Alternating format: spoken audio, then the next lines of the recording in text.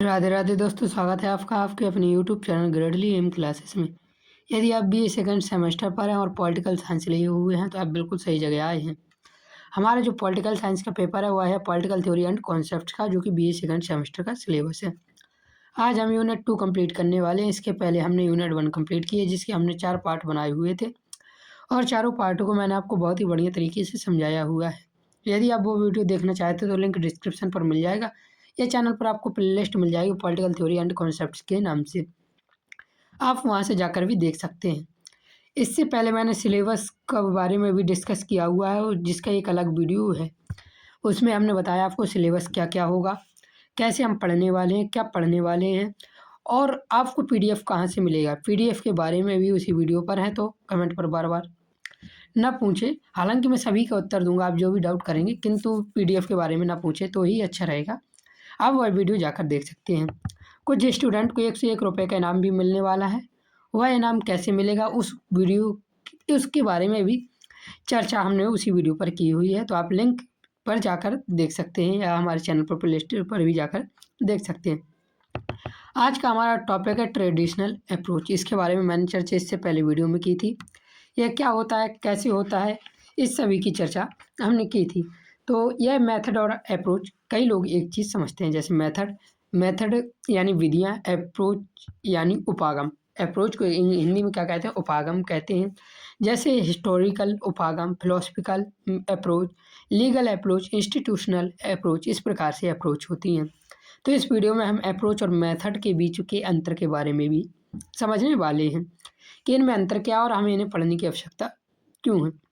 तो आप सभी को पता होगा, मैं सबसे पहले आपसे एक एमसीक्यू पूछता हूँ जो कि इससे पहले की वीडियो से रिलेटेड होता है। यदि आपको 1 से 1 रुपये का इनाम चाहिए तो याद रखना पहली वीडियो ज़रूर देखकर आए, और ये काफ़ी बच्चों को इनाम मिलने वाला है। तो चलिए बिना देरी किए पहले आपकी स्क्रीन पर क्वेश्चन रखते हैं जो कि इससे पहले वीडियो का है। उसका आंसर आपको हमें कमेंट पर करना होगा, उसकी चर्चा भी मैंने पहले की हुई है। देखिए पहले क्वेश्चन हमारा दिया, राजनीति विज्ञान में वह पद्धति कौन सी है जो राजनीतिक संस्थाओं के बजाय मानव के वास्तविक राजनीतिक आचरण पर बल देती है। ए अवलोकन पद्धति, बी ऐतिहासिक पद्धति, सी दार्शनिक पद्धति, डी व्यवहारवादी पद्धति। इसका आंसर कमेंट में ज़रूर बताएं। जैसे मैंने ये 2:35 पर पूछा है, 2 मिनट 35 सेकंड पर, तो टाइम लिखकर यदि इसका सही आंसर हो ए अवलोकन पद्धति तो लिखना है ए अवलोकन पद्धति, बी हो तो बी ऐतिहासिक पद्धति। इस प्रकार से आप आंसर दे सकते हैं। अब चलिए हम अपने उपागम और विधि के अंतर के बारे में देखते हैं। उपागम अर्थात अप्रोच। अप्रोच आपने नाम सुना होगा, अप्रोच का मतलब भी समझते होंगे। मेथड भी आपने नाम सुना होगा, उसका भी मतलब समझते होंगे। मेथड माने विधि या पद्धति होता है हिंदी में, अप्रोच का अर्थ होता है उपागम। याद रखना, हम ज़्यादातर उपागम की जगह अप्रोच शब्द का यूज करेंगे, उपागम का भी यूज करें तो याद रखना इसका मतलब होता है अप्रोच। राजनीति विज्ञान में किसी भी विषय का अध्ययन 2 स्तरों पर किया जाता है। नंबर फर्स्ट उपागम अर्थात अप्रोच, दूसरा विधि अर्थात मेथड। उपागम का अर्थ उस व्यापक दृष्टिकोण से है जिसके माध्यम से किसी राजनीतिक समस्या को देखा, समझा और व्याख्यात किया जाता है। उपागम में क्या किया जाता है, किसी राजनीतिक समस्या को देखा जाता है, उसे समझा जाता है और उसे व्याख्यात किया जाता है। यह इस बात पर बल देता है कि हम किसी समस्या को किस नज़रिए से देख रहे हैं। पहले ये ऐसे पढ़ लीजिए, फिर मैं आपको उदाहरण के हिसाब से भी बता दूंगा। यह इस बात पर बल देता है कि किस समस्या को किस नज़रिए से देख रहे हैं और उससे संबंधित तथ्यों को किस प्रकार एकत्र कर रहे हैं। दूसरी ओर विधियाँ अर्थात मेथड उन तकनीकों और प्रक्रियाओं को दर्शाती है जिनके माध्यम से एकत्र किए गए तथ्यों का विश्लेषण किया जाता है। इस प्रकार उपागम अध्ययन की दिशा निर्धारित करता है, जबकि विधियाँ उस दिशा में अध्ययन को आगे बढ़ाने का साधन होती है। राजनीति विज्ञान के विकास के साथ साथ अध्ययन के उपागमों में भी परिवर्तन हो गया, जिसके परिणाम स्वरूप पारंपरिक और आधुनिक उपागमों का विकास हुआ। उपागम अर्थात अप्रोच 2 प्रकार के होते हैं। एक होती है ट्रेडिशनल अर्थात पारंपरिक उपागम और एक मॉडर्न अप्रोच अर्थात आधुनिक उपागम। तो देखिए इसको एक उदाहरण की मदद से समझते हैं। समझ में ना आए तो एक बार वीडियो को और देखना। मान लीजिए आप किसी गांव को राजनीतिक नज़रिए से देखते हैं, अर्थात उस वहाँ पर कुछ राजनीति अध्ययन करने जाते हैं। तो आप वहाँ जाकर सबसे पहले क्या देखेंगे कि लोगों का व्यवहार कैसा है, उसका इतिहास क्या रहा और उसकी सामाजिक संरचना क्या रही। इसी चीज़ को हम क्या कहते हैं, इसी चीज़ को हम कहते हैं अप्रोच अर्थात उपागम। वहाँ की राजनीतिक समस्या को देखना और समझना और व्याख्यात करना ही उपागम कहलाता है। अर्थात वहाँ के लोगों के व्यवहार, वहाँ के इतिहास, वहाँ की सामाजिक संरचना अर्थात वहाँ की जाति और वर्ग को समझना और देखना, यही क्या कहलाता है? उपागम कहलाता है। उसके बाद हम बात करते हैं मेथड की। मेथड का अर्थ होता है, अब आपने ये सब देख लिया कि वहाँ पर वहाँ का व्यवहार कैसा है, वहाँ का इतिहास कैसा है। अब आप वहाँ के लोगों से बात करेंगे वहाँ के इतिहास को जानने के लिए। वहाँ तो आप सर्वे करेंगे, वहाँ आप आंकड़ों का विश्लेषण करेंगे, डेटा इकट्ठा करेंगे। इस डेटा इकट्ठा करने को क्या कहते हैं? मेथड। अर्थात वहाँ पर तुम क्या सर्वे करोगे, किसका इंटरव्यू लेंगे, कैसे इंटरव्यू लेंगे, कैसे डेटा इकट्ठा करोगे। इस चीज़ को हम क्या कहते हैं? मेथड कहते हैं।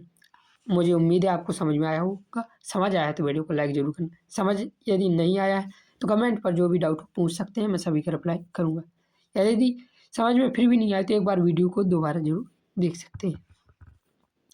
अब देखिए यहाँ से क्वेश्चन कैसे पूछा जा सकता है। क्वेश्चन का आंसर कमेंट में ज़रूर देना। राजनीति विज्ञान में उपागम अप्रोच और विधि के बीच मुख्य अंतर क्या है? आंसर दिया हुआ, उपागम तथ्य एकत्र करता है और विधि व्याख्या करती है। उपागम व्यापक दृष्टिकोण है, विधि अध्ययन की तकनीक है। उपागम प्रयोगशाला आधारित है, विधि दार्शनिक है। दोनों में कोई अंतर नहीं। इसका आंसर कमेंट में आप बताएं। क्वेश्चन इसी प्रकार से पूछा जाएगा और ये क्वेश्चन आने के आपके पेपर में 99% चांस होंगे। यदि आप किसी 3 यूनिवर्सिटी का एग्जाम उठा के देंगे तो एक एग्जाम में ज़रूर आपको मिलेगा ये क्वेश्चन। आगे देखिए दिया हुआ है, राजनीतिक विज्ञान के परंपरागत उपागम अर्थात ट्रेडिशनल अप्रोच। उपागम 2 प्रकार के होते हैं, परंपरागत अर्थात ट्रेडिशनल अप्रोच और एक हमारा आधुनिक अर्थात मॉडर्न अप्रोच। चलिए देखते हैं ट्रेडिशनल अप्रोच के बारे में। परंपरागत उपागम राजनीति विज्ञान के अध्ययन के प्रारंभिक और दीर्घकाल तक प्रचलित दृष्टिकोण रहे हैं। इन उपागमों में राजनीति विज्ञान को मुख्यतः राज्य, सरकार और औपचारिक संस्थाओं का अध्ययन तक सीमित माना गया है। अर्थात परंपरागत उपागम में राज्य, सरकार और औपचारिक संस्थान को ही सीमित माना गया है। इनका जो आदर्शों, नैतिक मूल्यों, ऐतिहासिक अनुभव और कानूनी संरचनाओं पर रहा है। यहाँ से क्वेश्चन देखिए कैसे पूछा जा सकता है। राजनीति विज्ञान के परंपरागत उपागम का मुख्य केंद्र क्या रहा? मानव राजनीतिक का व्यवहार, राजनीतिक संस्थाएं और औपचारिक संरचना, जनमत और सर्वेक्षण, अंतर अनुशासन अध्ययन। इसका आंसर कमेंट में बताएं। अगला उपागम है संस्थानिक उपागम अर्थात जिसे कहते हैं इंस्टीट्यूशनल अप्रोच। संस्थानिक उपागम राजनीति विज्ञान का सबसे पुराना और आधारभूत उपागम माना जाता है। इस उपागम में राजनीति जीवन का अध्ययन राज्य की औपचारिक संस्थाओं के माध्यम से किया जाता है, जैसे विधायिका, कार्यपालिका और न्यायपालिका जैसी संस्थाओं की संरचना, शक्ति कार्यों और पारस्परिक संबंधों का विश्लेषण इस उपागम का मुख्य विषय है। क्वेश्चन पूछा जा सकता है इस उपागम का मुख्य विषय क्या, अर्थात संस्थानिक उपागम का मुख्य उद्देश्य क्या है? तो याद रखना, विधायिका, कार्यपालिका और न्यायपालिका जैसी संस्थाओं की संरचना, शक्ति कार्यों और पारस्परिक संबंधों का विश्लेषण करना इंस्टीट्यूशनल अप्रोच का मुख्य विषय होता है। इस उपागम के अनुसार राजनीति को समझने के लिए यह आवश्यक है कि पहले राजनीतिक संस्थाओं को समझा जाए। अब यहाँ से देखिए जो सबसे इम्पोर्टेंट क्वेश्चन पूछा जा सकता है वह होता है संस्थानिक उपागम का मुख्य उद्देश्य क्या है? मानव के राजनीतिक व्यवहार को अध्ययन करना, सामाजिक संरचना का विश्लेषण करना, राजनीतिक संस्थाओं की औपचारिक संरचना और कार्य का अध्ययन करना, या डी ऐतिहासिक घटना का वर्णन करना। ये क्वेश्चन आप लिख कर रख लीजिए या PDF भी आपको प्राप्त होगा तो आप वहाँ से देख सकते हैं। अगला हमारा उपागम है हिस्टोरिकल अप्रोच अर्थात ऐतिहासिक उपागम। ऐतिहासिक उपागम इस सिद्धांत पर आधारित है कि वर्तमान राजनीति को समझने के लिए उसके अतीत को जानना अनिवार्य है। यदि हमें आज की नीतियाँ बनानी है तो हमें राजनीतिक घटनाओं के बारे में और प्राचीन वही घटनाओं के बारे में जानकारी होनी जरूरी है। इस उपागम में राजनीतिक घटनाओं, संस्थाओं और विचारों के विकास का अध्ययन ऐतिहासिक क्रम में किया जाता है, जैसे कि राज्य की उत्पत्ति, संविधान का विकास, शासन प्रणालियों में परिवर्तन और राजनीतिक आंदोलन का अध्ययन ऐतिहासिक उपागम के अंतर्गत किया जाता है। क्वेश्चन पूछा जा सकता है निम्न में से कौन अध्ययन ऐतिहासिक उपागम के अंतर्गत नहीं किया जाता है? तो इन सभी में से 3 होंगे और एक हमारा कोई अलग होगा, तो वो आंसर हमें चुनना होगा। यह उपागम राजनीति विज्ञान को गहराई और निरंतरता प्रदान करता है, परंतु इसकी सीमाएं यह हैं कि यह वर्तमान समस्याओं के तत्काल समाधान देने में कम सक्षम होता है। यहाँ से क्वेश्चन देखिए कैसे पूछा जा सकता है। ऐतिहासिक उपागम का मुख्य आधार क्या है? अप्रोच में ज़्यादातर उसके मुख्य आधार ही पूछे जाते हैं, तो मुख्य आधार को ध्यान पर जरूर रखना। वर्तमान राजनीतिक व्यवहार का अध्ययन, राजनीतिक संस्थाओं की औपचारिक संरचना, वर्तमान राजनीति को उसके ऐतिहासिक विकास के माध्यम से समझना या केवल कानूनी प्रक्रियाओं का विश्लेषण। इसका आंसर भी आप हमें कमेंट में बताएंगे, टाइम के साथ बताना और सभी के आंसर। समाजशास्त्री उपागम, सोशियोलॉजी अप्रोच। मैं जितने भी क्वेश्चन करवा रहा हूँ इंपॉर्टेंट क्वेश्चन, इसलिए एक भी क्वेश्चन छोड़ने की गलती ना करना। सोशियोलॉजी अप्रोच में देखिए, समाजशास्त्री उपागम राजनीति को समझना समाज से अलग नहीं मानता है, अर्थात सोशियोलॉजी अप्रोच राजनीति विज्ञान अर्थात सोशल साइंस को समाज से अलग नहीं मानता है। इस अप्रोच के अनुसार राजनीतिक संस्थाएं और कानून समाज की संरचना, परंपराओं, वर्गों और समूह से प्रभावित होते हैं। इसलिए राजनीति का अध्ययन सामाजिक संदर्भ में किया जाना चाहिए। याद रखना, इस उपागम के अनुसार राजनीतिक संस्थाएं और कानून समाज की संरचना, परंपराओं, वर्गों और समूह से प्रभावित होती हैं। इस उपागम में मानव व्यवहार, सामाजिक समूह और सामाजिक शक्तियों के प्रभाव का अध्ययन किया जाता है। सोशियोलॉजी अप्रोच में क्या क्या अध्ययन किया जाता है? तो मानव व्यवहार, सामाजिक समूह और सामाजिक शक्तियों, इन सभी का प्रभाव का अध्ययन किया जाता है। इस उपागम अर्थात इस अप्रोच राजनीति और समाज के घनिष्ठ संबंध को स्पष्ट करता है और यह बताता है कि राजनीतिक निर्णय सामाजिक परिस्थितियों से कैसे प्रभावित होते हैं। अब इस अप्रोच से क्वेश्चन पूछा जाता है। देखिए, समाजशास्त्र अर्थात सोशियोलॉजी अप्रोच के अनुसार राजनीति का अध्ययन किस आधार पर किया जाता है? केवल संवैधानिक प्रावधानों के आधार पर, ऐतिहासिक घटनाओं के आधार पर, सामाजिक संरचना और सामाजिक शक्तियों के आधार पर, या आदर्श राज्य की कल्पना के आधार पर? आंसर कमेंट करके बताएं 11:47 का टाइम लिखकर। आगे देखिए दिया हुआ दार्शनिक उपागम। यह इम्पोर्टेंट उपागम नहीं है, किंतु एक बार देखना जरूरी है। यह आचार शास्त्री उपागम भी इसे कहा जाता है। इंग्लिश में एथिकल अप्रोच या फिलोसफिकल अप्रोच भी कहा जाता है। सारे नाम याद रख लेना, इंपॉर्टेंट नहीं है, फिर भी एक बार याद रखना जरूरी। राजनीति विज्ञान का अध्ययन नैतिक मूल्यों, आदर्शों और उद्देश्यों के आधार पर किया जाता है। इसमें यह प्रश्न उठता है कि राज्य और सरकार का उद्देश्य क्या होना चाहिए, आदर्श राजनीति व्यवस्था कैसी होनी चाहिए। यहाँ से जो क्वेश्चन पूछा जा सकता है वह प्लेटो से जुड़ा पूछा जा सकता है। प्राचीन यूनानी दार्शनिक प्लेटो के राजनीतिक विचार इसी उपागम पर आधारित थे। तो क्वेश्चन पूछा जा सकता है प्लेटो के राजनीतिक विचार किस अप्रोच पर आधारित थे? इन अप्रोच को दे दिया जाएगा, उनमें से एक दार्शनिक अप्रोच भी होगी। इस उपागम ने राजनीति विज्ञान को नैतिक दिशा प्रदान की थी। अगली है हमारी लीगल अप्रोच। ये भी बहुत कम पूछी जाती है, किंतु याद जरूर रखना। कानूनी उपागम राजनीति विज्ञान को कानूनी और न्यायिक प्रक्रियाओं से जोड़कर देखता है। इस उपागम में संविधान, कानून, न्यायालय और कानूनी संस्थाओं का अध्ययन किया जाता है। इसका उद्देश्य यह समझना होता है कि कानून किस प्रकार राजनीतिक व्यवस्था को नियंत्रित करता है। इस अप्रोच की उत्पत्ति भी प्राचीन यूनान राजनीतिक दर्शन में देखी जाती है।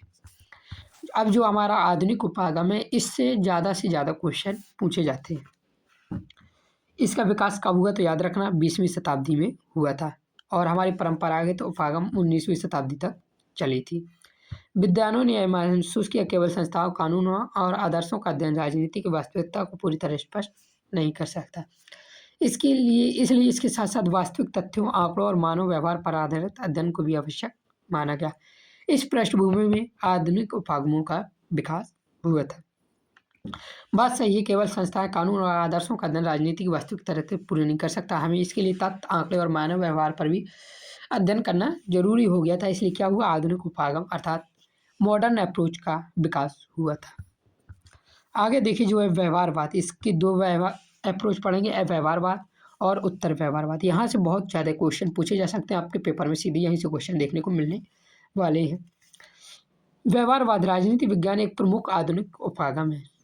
पारंपरिक उपागमों के प्रति एक प्रतिक्रिया के रूप में विकसित हुआ।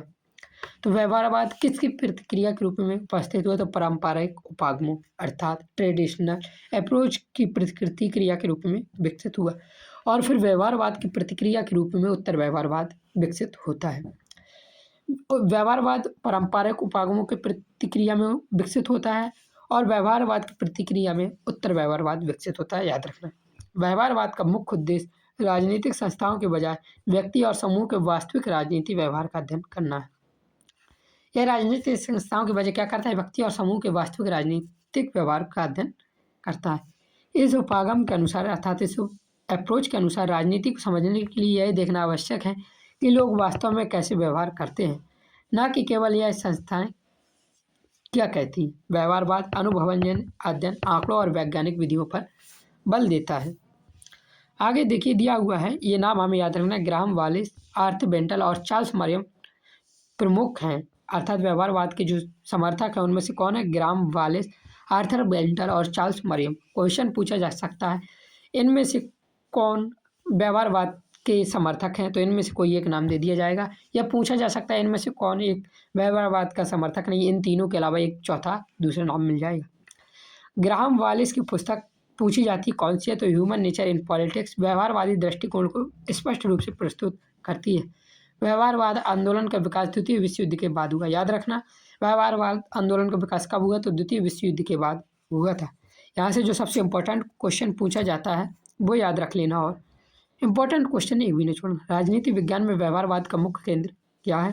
इसका सही आंसर आप हमें कमेंट पर बताएंगे। एक बार देख लीजिए चारों ऑप्शन। आगे देखिए दिया हुआ है, उत्तर व्यवहारवाद या जिसे कहते हैं पोस्ट बिहेवियरलिज्म। उत्तर व्यवहारवाद व्यवहारवाद की सीमाओं की प्रतिक्रिया के रूप में विकसित हुआ। मैंने बताया था किसकी प्रतिक्रियाओं के रूप में? तो व्यवहारवाद की सीमाओं की प्रतिक्रिया के रूप में विकसित हुआ। इस उपागम का विकास मुख्यतः अमेरिकी विद्वानों द्वारा किया गया और डेविड ईस्टन को इनका जनक माना जाता है। तो पोस्ट बिहेवियरलिज्म अर्थात उत्तर व्यवहारवाद का जनक किसे माना जाता है? तो याद रखना डेविड ईस्टन। इंपॉर्टेंट क्वेश्चन बहुत बार पूछा जाता है। उत्तर व्यवहारवाद का उद्देश्य केवल व्यवहार का अध्ययन करना नहीं बल्कि राजनीति विज्ञान और मानवीय समस्या और सामाजिक उद्देश्यों से जुड़ना है। यह उपागम मानता है कि राजनीति विज्ञान का अध्ययन सामाजिक स्थिरता, परिवर्तन और मानव कल्याण से जुड़ा होना चाहिए। इस प्रकार यह व्यवहारवाद की वैज्ञानिकता और परंपरागत उपागमों की मूल चिंतन परंपरा के बीच संतुलन स्थापित करता है। इंपॉर्टेंट क्वेश्चन पूछे जाते हैं, इसलिए इसे एक बार अच्छे से पढ़ लेना। तो क्वेश्चन यहाँ से जो सबसे ज़्यादा पूछे जाने वाले क्वेश्चन है वह है, राजनीति विज्ञान में उत्तर व्यवहारवाद का मुख्य उद्देश्य क्या है? केवल मानव व्यवहार का अध्ययन करना, राजनीति अध्ययन को मानवीय समस्या और सामाजिक उद्देश्यों से जोड़ना, संवैधानिक संस्थाओं का औपचारिक विश्लेषण करना या ऐतिहासिक घटनाओं का क्रमबद्ध अध्ययन करना। इसका सही आंसर कमेंट पर हमें जरूर बताएं। कंक्लूजन इसका और देख लीजिए, राजनीति विज्ञान के उपागम समय के साथ विकसित होते रहे। परंपरागत उपागमों ने राजनीति विज्ञान को संस्थागत, ऐतिहासिक और नैतिक आधार प्रदान किया, जबकि मॉडर्न अप्रोच ने वैज्ञानिक, व्यवहारिक और मानव केंद्रित बनाया। दोनों उपागमों को समझकर उनका संतुलित प्रयोग किया जाए। आज राजनीति विज्ञान का अध्ययन तभी पूर्ण माना जाता है जब परंपरागत और आधुनिक दोनों उपागमों को समझकर संतुलित प्रयोग किया जाए। तो यदि आपको ये सारी चीज़ें समझ आई हैं और आपको लगता है ये आपके पेपर में बहुत इंपॉर्टेंट साबित होने वाली हैं, तो वीडियो को लाइक जरूर कर दें। चैनल पर नए हैं तो चैनल को सब्सक्राइब कर देना। PDF के लिए आप पहली वीडियो देख सकते हैं, मैं बार बार नहीं बताऊंगा। चैनल पर नए हैं तो सब्सक्राइब जरूर करना, वीडियो को लाइक करना। यदि आपको समझ आया तभी वीडियो को लाइक करना। जो भी डाउट आप सारे डाउट कमेंट सेक्शन पर पूछ सकते हैं, मैं सभी की रिप्लाई करूँगा। जय हिंद, जय भारत, राधे राधे।